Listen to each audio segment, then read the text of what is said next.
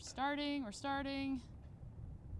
And we're good. Hello, everyone. Welcome to what I believe is the 14th training camp chat that we've been doing after every single training camp practice.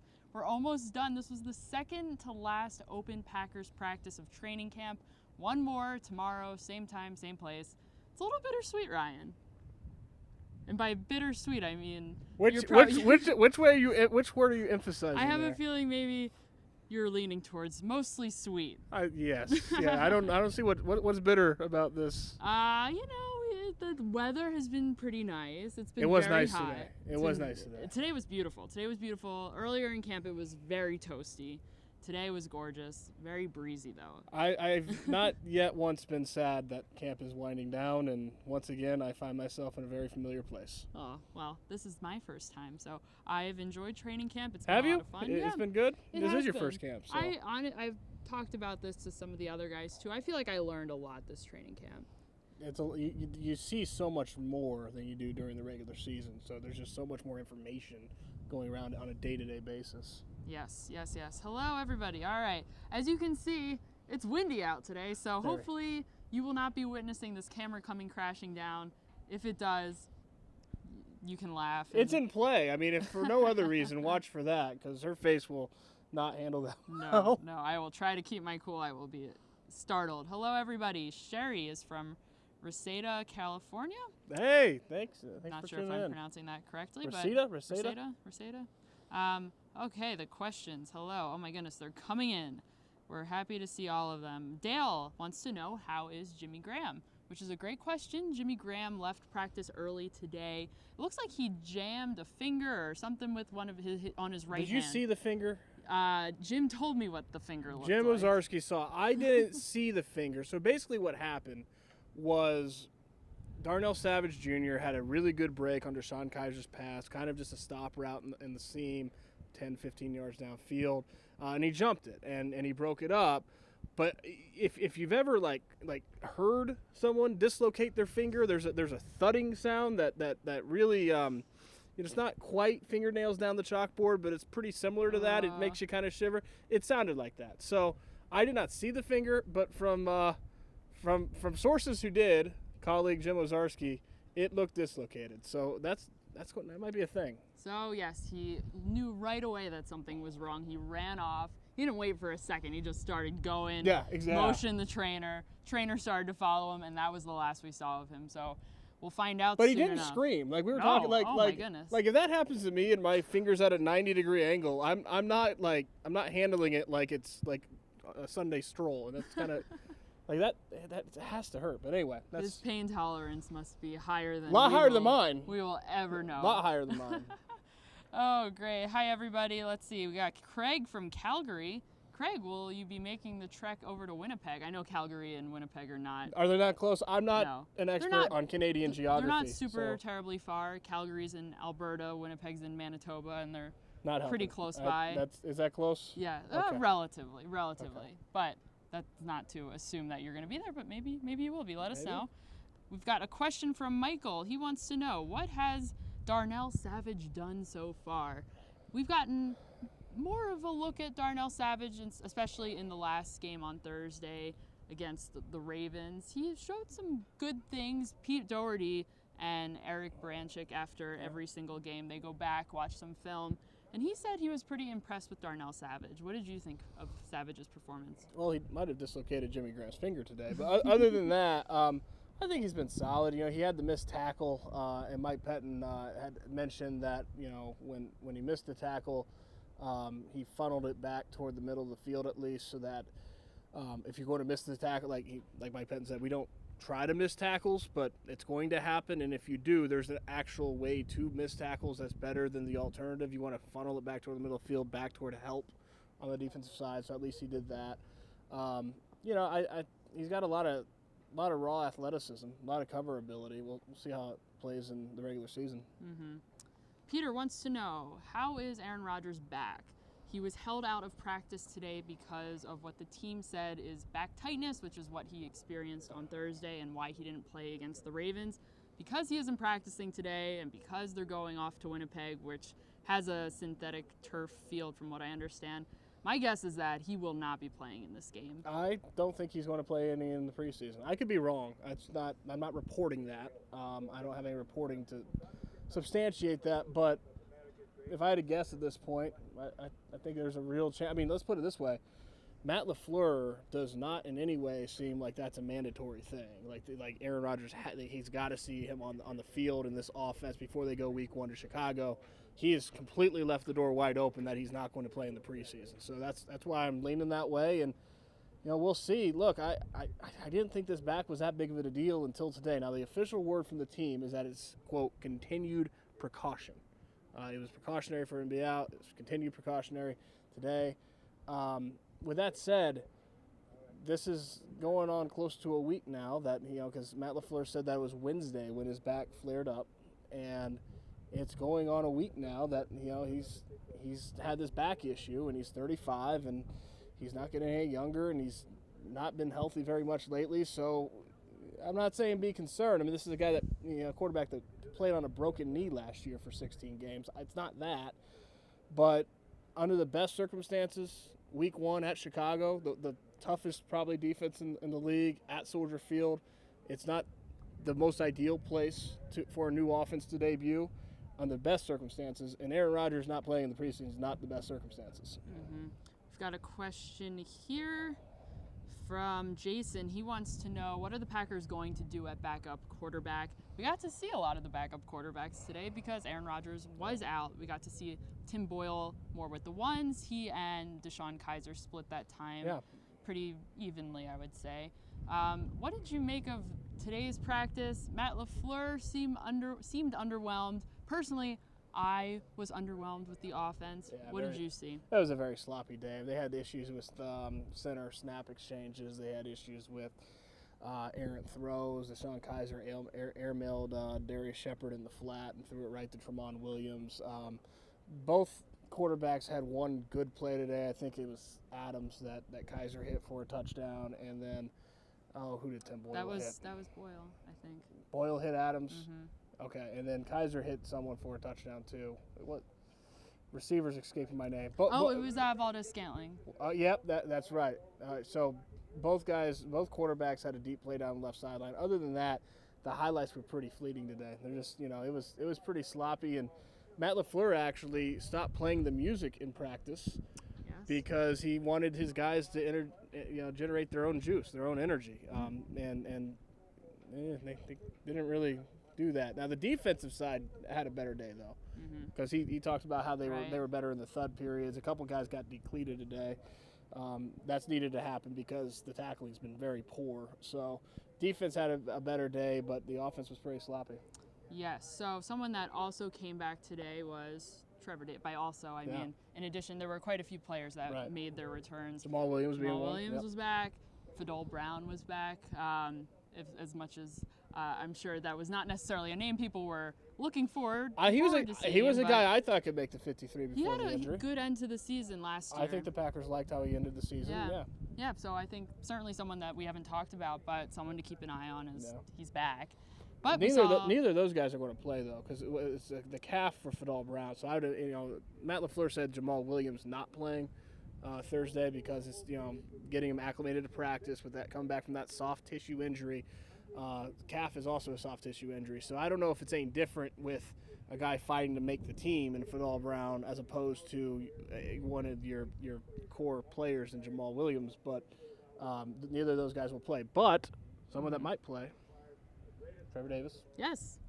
I was just about to bring up Trevor Davis. Okay. Michael wants to know, I believe it's the same Michael whose question we just took. He asked who is doing best at the return on special teams. Trevor Davis is back, so that's a big development. Darius Shepard had a good performance on the return game against the Ravens. With Trevor Davis being back, though, there's a lot of competition there. They're very similar types of players. And it's, again, we've got some time. It's always early. It's still early, but what does that competition look like, and who has the edge right now? Well, that's a good question. I think Trevor Davis is more physically talented. He runs a 4.3. Darius Shepard's a 4.6. He's quicker. He's faster. And he was having a really good camp before he got injured. The problem is that I word. I mean, it's always prevalent with Trevor Davis. He's injured basically every year. And so it's hard to, when did this front office kind of say enough's enough? I mean, not that it's anything that Trevor Davis is doing wrong. He got hurt in a live special teams drill with a stinger in practice, and you don't often see live special teams drills in practice, like ever. But it is something that's been consistent, whereas Darius Shepard, maybe not as physically talented, but he's been durable in camp. Like he's been there every day. So it's going to be really interesting. I think that Trevor Davis probably needed to get back this week to kind of just to stymie the momentum that not just Darius Shepard, but even Allen Lazard, those guys had. Now he's back. I would imagine he'll play in Winnipeg. And when he's healthy, Trevor Davis is, of the three, he's had the best camp. I mean, he's made more plays even than Darius Shepard. Like he's been really good in practice, in camp, and he's a known quantity. It's just a matter of durability, and I think it's a big question. I'm going to just check our audio levels really quickly. Ryan's going to entertain the people. Ryan, what do you have to say to the people? I'll give you a play-by-play. Olivia is checking the camera now. And should be good. We're good, is what she says. All right, let me know if we Hopefully you heard that. Hopefully, I think the audio levels on our end look fine. Let me know. I know we've got some people who are commenting down there telling us they can't hear us. A little windy, maybe? We'll just do this. How's Hello? that? Hello? Check. Why don't we revisit this for a sec? I know, Ryan, we've talked about this extensively, the competition at wide receiver.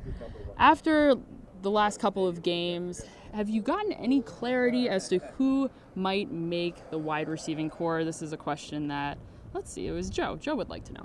Well, Joe, I think Jamon Moore is going in the wrong direction. He had the car wreck this weekend and didn't really do much in Baltimore. Had 2 drops today. One of them especially was pretty bad. The other one was contested. I would think right now he's trending in the wrong direction. Now, we've talked about this before. So much of it is how many do they keep at receiver? I mean, they could keep 5, 6, 7. It's a sliding kind of scale there of what they could keep. So that dictates a lot of who's in and who's out, obviously. And you want to talk about trending in the wrong direction. Trending in the right direction is Allen Lazard, Darius Shepard, and now actually Trevor Davis because he's back on the field. And when he's been on the field, he's been pretty good. So you'd say he's trending in the right direction too. Bottom line, even though it feels like we've been out here, I mean, for a month already, it is still just midway through the preseason. There is a lot of time still left, and I don't think that this is a position that's in any way settled. There's a long way to go here. All right, let's take a look at the running backs for a moment. Jerron wants to know, how did Dexter Williams do in practice today? Today was not the best day ever for Dexter Williams. They were in the red zone doing a drill at one point, and it looked like Dexter Williams may have messed his route up or something, and Matt LaFleur later clarified that he didn't. He ran the wrong. He did something wrong. And I didn't see this, but I did. You did. I so did. Tell the people what happened. And you heard it. And I heard it. That's even worse. So Dexter Williams did not understand the play correctly, and he did not run what he was supposed to run. And all I heard was someone screaming. And I looked closer at the field, and it was Matt LaFleur, and he was very unhappy with Dexter Williams. He yelled at him, told him to get out, and Williams pretty much just sat out the rest of the drill. It's generally not a good thing to make a man in a walking boot scream at you. Yes, it was definitely the rule I try to live by. The loudest and the angriest we have seen LaFleur yet. So, look, the Packers have way too much invested in Dexter Williams, and Dexter Williams has way too much upside for him to be like in any real trouble of not making the 53. I mean, I think he's as close to the lock as you can be. Maybe he is a lock. There's a lot of talent there, but as Matt LaFleur said, when it's a scripted, it's the first competitive series, the first competitive drill in practice, and when that means it's scripted. It's not something that you just discussed in the huddle. It's the first play of the first competitive drill, and for you not to get it right is not a good look, whether you're a rookie or not. And typically it would be a rookie that would make a mistake like that. It doesn't really matter. That's not a good look to have that happen. Mm-hmm. So it wasn't a great run game in general in Baltimore on Thursday. No, it was not. extremely underwhelming. But the Packers should be happy today. At least they got Jamal Williams back. Aaron Jones is back. Williams won't be participating in the game in Winnipeg. Will Aaron Jones be? Yeah. Okay. I think he'll play. I mean, the asterisk there, the caveat is it is that field turf. So if not, I would imagine any healthy scratches are because of the field turf. You always be a little queasy putting an important key player on a surface like that. So I would still think he would play some. Mm-hmm.